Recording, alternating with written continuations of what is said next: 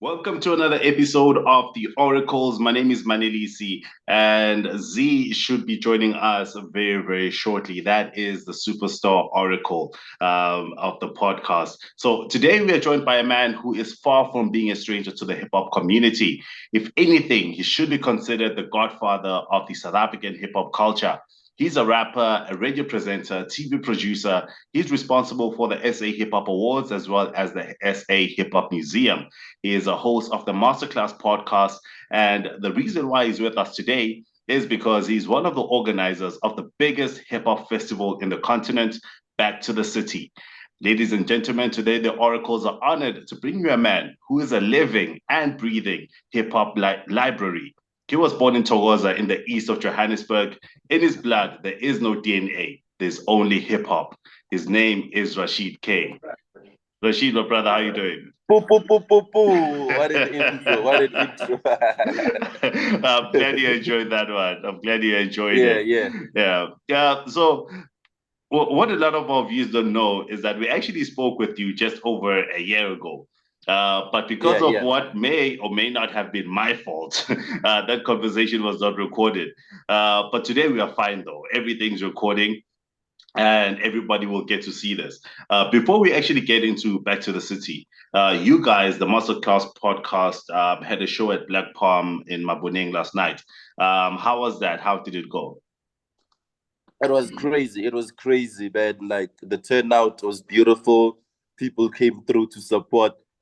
Even when we had load shedding at 8 until 10, people still stayed. They didn't leave and the show Yeah, continued.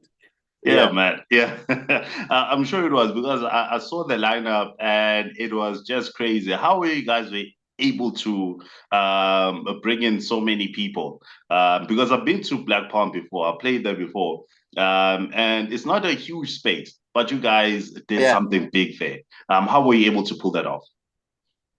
We utilize the outside space as well. There's Okay. people everywhere around the pool. Yeah, yeah.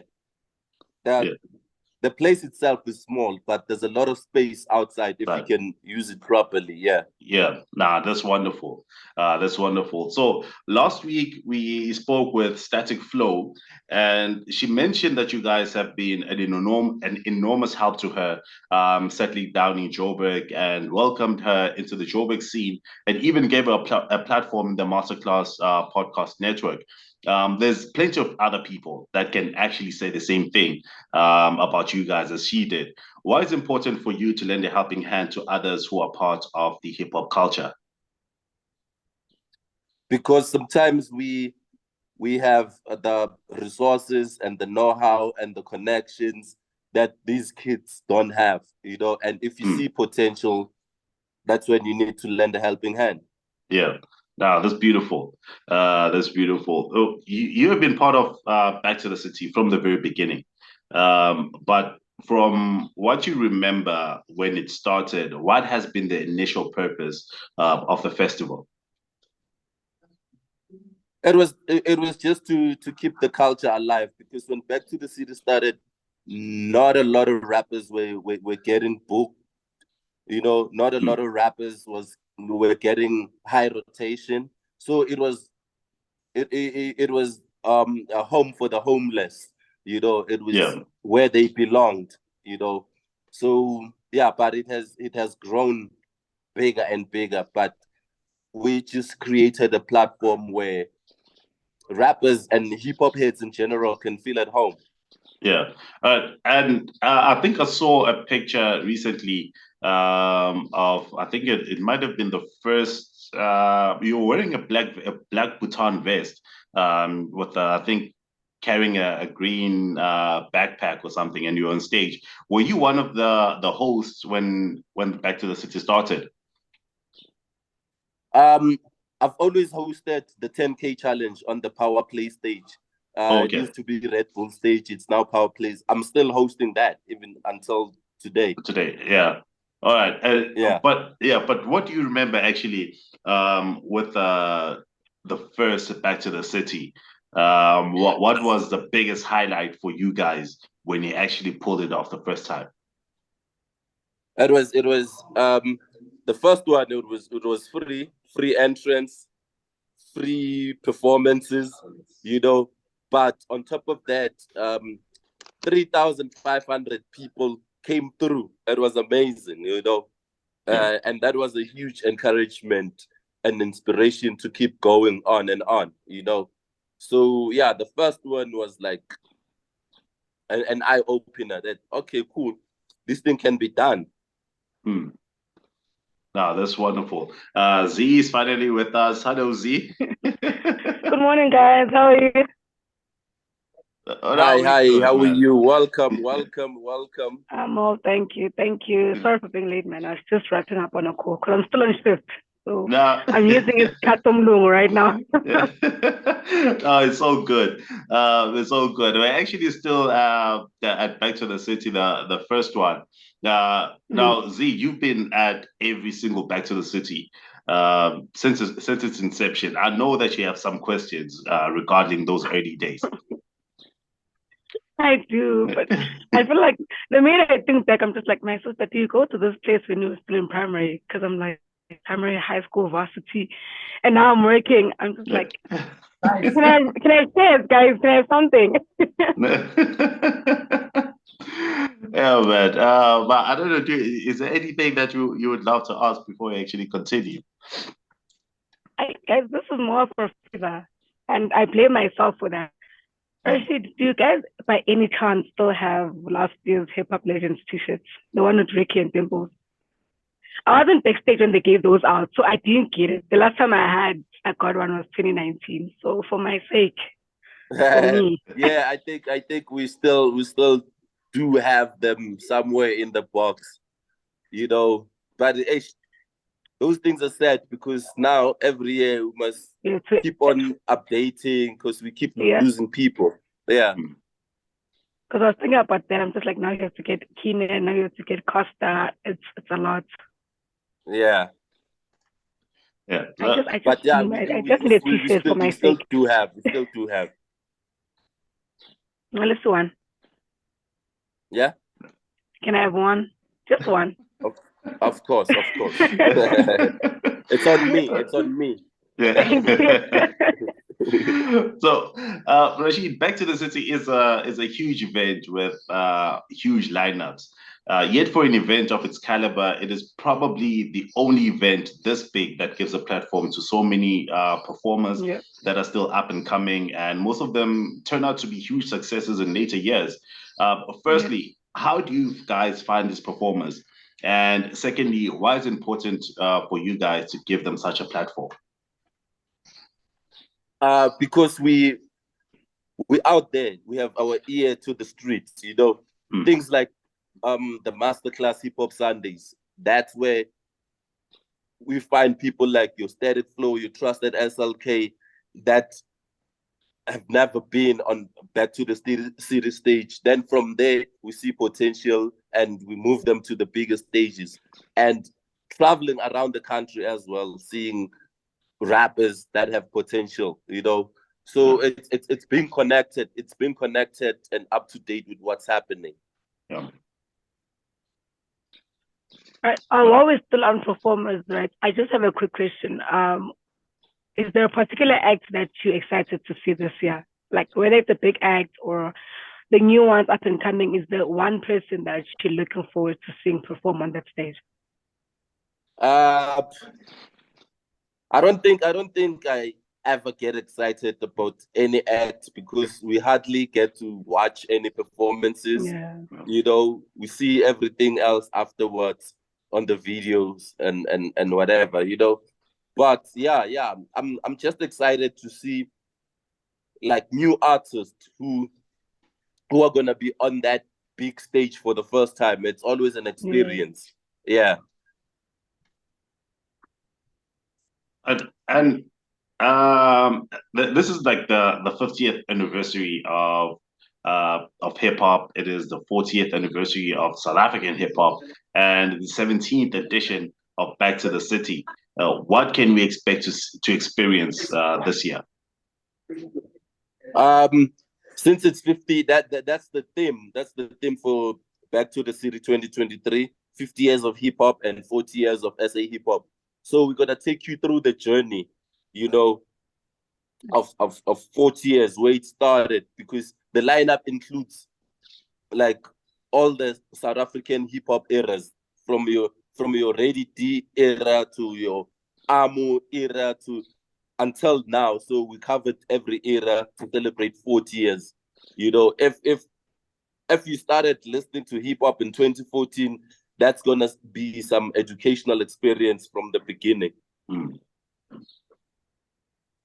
Actually, now that you touched on 2014, I think that's when I feel like most South African like supporters started paying attention to SA hip hop.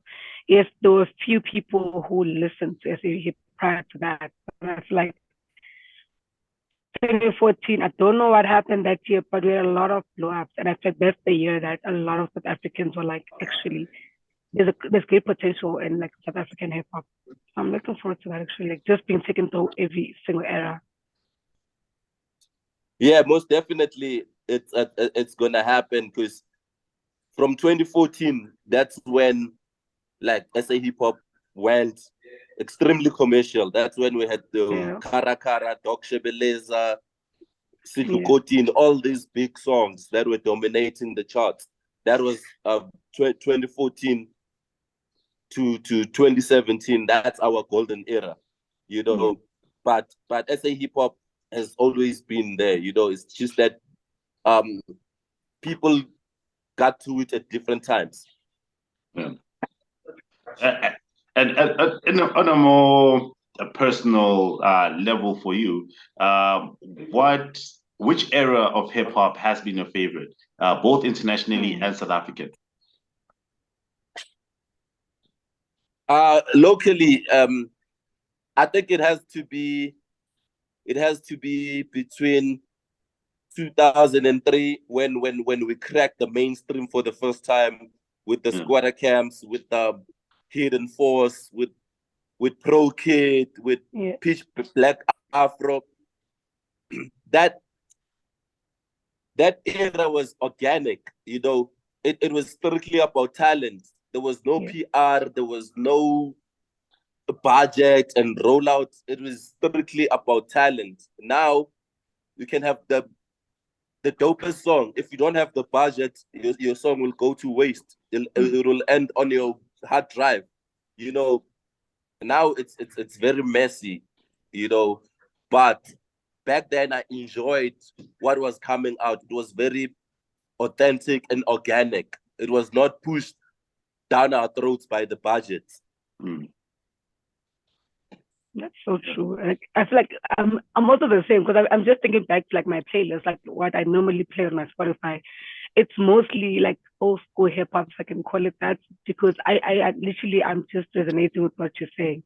It was so organic and it was authentic, man. I feel like that's when you were like, I'm enjoying rap in South Africa and it's giving us what we've been missing. So I really resonate with that. Yeah, you know, Murafe can drop a song, the best song than anything they ever dropped, but it won't pop if it's not backed by the budget. Yeah, I know. Actually, I would love right now for you to give us a bit of that masterclass magic that you always give on your podcast. And in that, I would love for you to because I love Hidden Force. I have their album. I want you to tell us what actually happened with Hidden Force, what went wrong with them, because there was such brilliant artists. They were a brilliant group that came out back then. I think it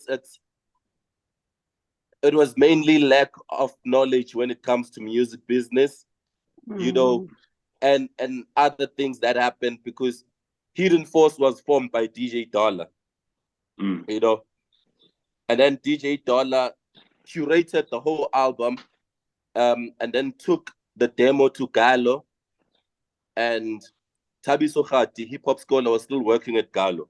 Yeah. And then the demo was turned down, you know, but Thabiso took that demo, went to Sheer Hip Hop, and then presented Hidden Force as his crew under his own label, you know, and they didn't know better. They took the deal, cutting DJ Dollar out, you know. So everything became a mess from there. That's why they only had one album, you know. Deep Level, Hauser and Lebza tried to release an album because they were close to Hip Hop Scholar. They also released one album and it didn't materialize, you know. So, and Supremo passed away in 2009. Bon Putiza became a cop, was not much involved in this music thing, you know. Yeah, it all went sideways from there. You know, that's what happened with the Hidden Force. That's actually quite sad. Yeah, it is. That's what I'm thinking about, because I'm also thinking about how you mentioned like the music business or the business side of music. Not only is it still a problem now, it's been a problem like from way back. I feel like most artists just focus on the music, forgetting that it's the business side of it. And I feel like that's where the masterclasses come in. It's important for people to realize the importance of the music business, not just the music itself. Yeah, they need to understand. They need to like study the game. You can be talented, but if you don't have the know-how of the business side of the game, you're gonna be screwed. Yeah, and you know, still with the Masterclass podcast, can you maybe tell us exactly what you guys do and why you actually even have the podcast, the podcast, and what people who haven't seen it yet can expect from you guys, what they can expect to learn from you guys? The Masterclass podcast is exactly for that, you know, educating the music business side. You know, that's why we don't do interviews. You know, we don't do interviews because we're not like chasing numbers, saying, this week we have Casper, we're gonna have 2 million views. No, we're not about that. We know that the Masterclass podcast is gonna be valuable in the long run. You know, we're not about gossip. In 5 years from now, nobody's gonna care who was dating who in 2023, who cheated on who. Yeah. That's gossip. That's bubblegum content that comes and goes. You know, but the masterclass, we can still come back to it 10 years from now. You know, it has everything that has to do with the music business, from the contracts to the royalties, everything that has to do with the music business that every artist needs to know. It's there. Yeah, but I like that because I see a lot of similarities between what you guys are doing and what we're doing, except for the fact that most of our episodes are actually made up of interviews. But I love that. I love that, and I particularly loved that episode you did, that 101st episode where you took us through the journey of South African hip hop from the 80s up until now. That was very beautiful. Thank you. I had to do it. That's it for the game. So last year you guys had some. Okay, now we're going back to the city. Last year you had some exciting international acts. Who can we expect to see this year? I'm not at liberty yet to say that. But definitely there's gonna be international artists, more than one. More than one. All right. Nice. Okay, since you can't tell us who can be there, who will be there rather, can you maybe tell us who you guys tried to get but were unable to get this year? Because I remember last year you tried to get Busta Rhymes, but you wanted to do more shows than you wanted to do, I think, like 3 shows, and you guys couldn't do that for him. But this year, who did you try to get but weren't able to get? There's a lot that we tried. You see, with Americans, they have a yearly calendar. Where if you have to book them for next year, you have to book them now. Yeah. because they have a calendar. Most of the artists that we tried are booked until next year, March, April. And we try to book them for now in October. Yeah. So it's very difficult getting like the American artists that we want. Because we'll get whoever is available. At the end of the day, we end up settling for whoever that's available, because the artists that are on our wish list are fully booked for the whole year. Yeah. Yeah. But the thing is, the crazy thing is, you guys are settling for whoever you're able to get. But at the same time, it is incredible artists, which is quite an amazing feat in itself. Yeah, we make sure that, okay, because we didn't get the artist we want, we're not just going to put anyone. It must make sense, and it must be an artist that people want to see. Yeah. No, that's awesome. Yeah. And also, is it also the same thing with local artists? Because I was looking at the lineup, and I think I actually tweeted you this when you were like, there are some artists that we do try and get, but then it's mostly based on availability, and some of them can't make it. So as much as their calendars are not like yearly booked like the Americans, but I facing the same thing with a lot of South African artists who, when you try to book, they are not available for that time. Because I feel like with the 40 years in South African hip hop and the 50 years, like, all right, there's a lot of other artists that would have been amazing would have been amazing for us to see on the lineup, especially with such a milestone. It's like that with few artists. You see, like Casper and Nasty C, they have their own African tour going on. Yeah. That's why they're not part of the lineup. So those are some of the things. And people who don't understand will come back to us. Why is so and so not on the lineup? But he understands because we spoke to him. That's those are some of the issues that we have with the artist. Even locally, sometimes we don't get the artist that we want. Yeah. And what are some of the events that you guys have prepared on the way to back to the city? There's every weekend there's a back to the city activation. Yeah. Even the MasterClass Hip Hop Sundays was also it was the activation. a back to the city activations. We had the banners and the flags and the flyers and giving away tickets. So it's gonna happen every week with different events. So when there's an event happening, we piggyback on that and join them just to activate. So we're gonna be doing that until back to the city. And quick one, while you're on that, are you doing that solely in not Joburg but in Gauteng, or you're gonna try and do it in other provinces as well? Because I know there are a lot of people who not only fly down from other provinces but from other countries. I've met people from them who came down for the event from Namibia, from Malawi. So looking at provinces, are you gonna piggyback on other events in other provinces as well to run these activations? Yeah, unfortunately, logistics don't allow. Yeah, because we're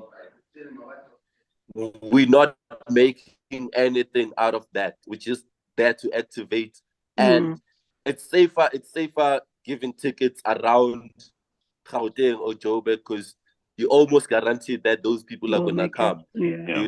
If you give a ticket to someone in the Northern Cape, they're still gonna have to worry about transport and accommodation. They may have tickets and not come. Yeah. Yeah. And what's something new that you guys are doing this year that we haven't done as yet? There's always something new. We always try to introduce we always try to introduce something new, but mainly some of these things are done by sponsors, Yeah. like Hennessy. Let's say Hennessy comes and they do their own design and their own activations at the event. Sprite will come do the same, Power Play will come do the same. So there's always, even if it's not by us, but at the festival, there's always something new. Yeah. Yeah. Yeah. Z, I love that. I had a question with regards to taking it back to performances, right? I saw that Lennon Rose is one of the MCs.